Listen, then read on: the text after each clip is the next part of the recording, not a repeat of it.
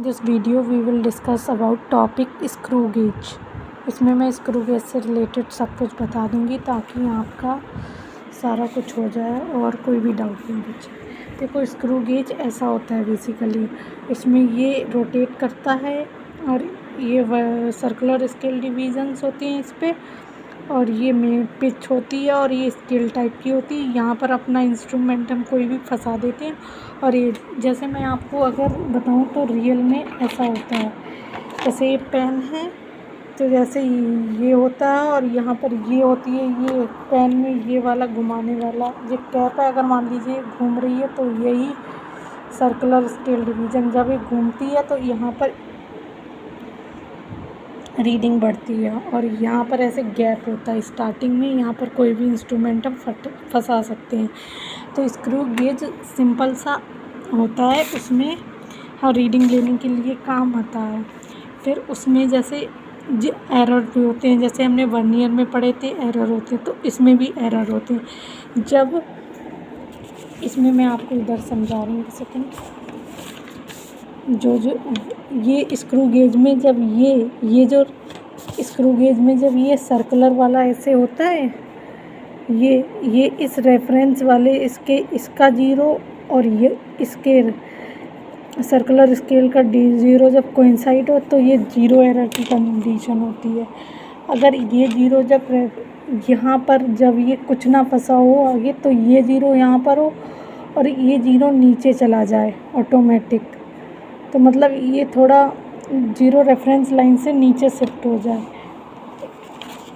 तो मतलब कुछ ना कुछ रीडिंग देगा। तो उस केस में ये जैसे रेफरेंस मेन स्केल से जीरो नीचे शिफ्ट हो जाए तो पॉजिटिव जीरो एरर, और रेफरेंस से ऊपर शिफ्ट हो जाए तो नेगेटिव जीरो एरर। ठीक है, रेफरेंस लाइन से। तो इसमें रीडिंग कैसे लेते हैं, तो बेसिकली नंबर ऑफ चक्कर, मतलब ये कितना रोटेट कर चुका है, इनटू पिच। पिच वो होता है पिच डिस्टेंस, जो अगर ये पूरा ये सर्कुलर वाला सर्कुलर स्केल को हम घुमाएंगे तो एक पिच में एक चक्कर में वो जितना डिस्टेंस ट्रेवल करेगा वो होता है पिच, मिलीमीटर स्केल।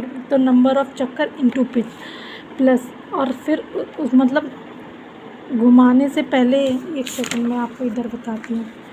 जैसे मान लीजिए अगर ये जैसे है हमारी स्केल, मान लीजिए इसमें अभी एरर भूल जाइए आप, अगर हम ये घुमा रहे हैं तो ये मान लीजिए 1 2 3, ये 3 चल चुके हैं, 3 खाने चल चुका है, मतलब डिवीज़न्स 1 2, यहाँ पर ये 3rd डिवीज़न है इससे पहले जस्ट, तो मतलब ये 3 डिवीज़न्स चल चुका है। और फिर देखिए कौन सा डंडा कोइंसाइड कर रहा है, तो अब नमा डंडा कोइंसाइड कर रहा है तो 3 तो वो हो गई, 3 पहले की रीडिंग हो गई, इस वाली स्केल पे रीडिंग हो गई, प्लस पिच कौन सा डंडा coincide 9 into least count minus zero error with sign. तो ये होता है बेसिकली फार्मूला कि मतलब कितने चक्कर चल चुका है, वो वाला डिस्टेंस, कौन सा डंडा कोइंसाइड कर रहा है into least count minus zero error with sign. और जो लीस्ट काउंट देखिए, अब मैं फिर से पूरा स्टार्टिंग से बता देती हूँ। जीरो एरर आप समझ गए, जब ये डंडा इस थिम्बल इस वाली जैसे ये देख लीजिए, ये जीरो मेन स्केल का और ये सर्कुलर स्केल का ये कोइंसाइड कर रहे हो ऐसे, तो नो एरर और जीरो एरर। जब ये रेफरेंस लाइन से जीरो नीचे चला जाए तो पॉजिटिव जीरो एरर, ऊपर आ जाए तो नेगेटिव जीरो एरर। रीडिंग होता है नंबर ऑफ चक्कर इनटू पिच, सामने वाला डंडा into least count minus zero error with sign. Least count होता है पिच मतलब 1 मेन स्केल डिवीज़न। पिच का ये मतलब समझ लीजिए, जब सर्कुलर वाले स्केल को रोटेट करेंगे तो इधर मेन स्केल पर वो कितना डिस्टेंस चल चुका होगा उसके एक रोटेशन में, वो होता है pitch basically, divided by total number of divisions on circular scale. तो हमें लीस्ट काउंट पता लग जाएगा।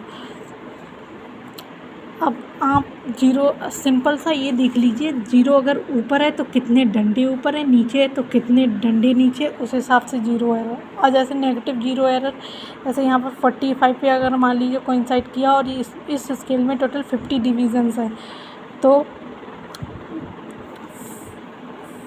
ये 47 पे कोइंसाइड करा, सॉरी ये 47 है, तो फिर 50 माइनस 47 इंटू लीस्ट काउंट ऐसे लिखते हैं। और पॉजिटिव जैसे 2 पे कोइंसाइड करा तो 2 तो माइनस नहीं करेंगे, पॉजिटिव जीरो एरर के 2 इंटू लीस्ट काउंट डायरेक्ट ऐसे कर देंगे।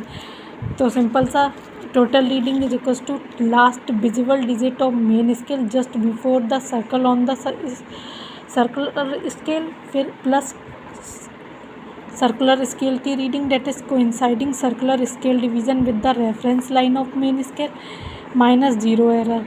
Zero error means when zero error of main scale coincide with the thimble and zero of circular scale coincide with the reference line simultaneously, तो no zero error.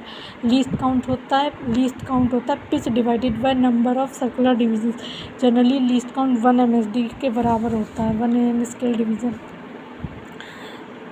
फिर है number of circular divisions is equals to 100, value of reading of 1 MSD is equals to pitch, और pitch least count is equals to pitch divided by number of डंडे। ये circular scale division 50 हो तो pitch half भी हो सकता है। Generally pitch 1 MSD 1 mm के बराबर होती है, नॉट ऑलवेज, जनरली हमारी जो स्टैंडर्ड।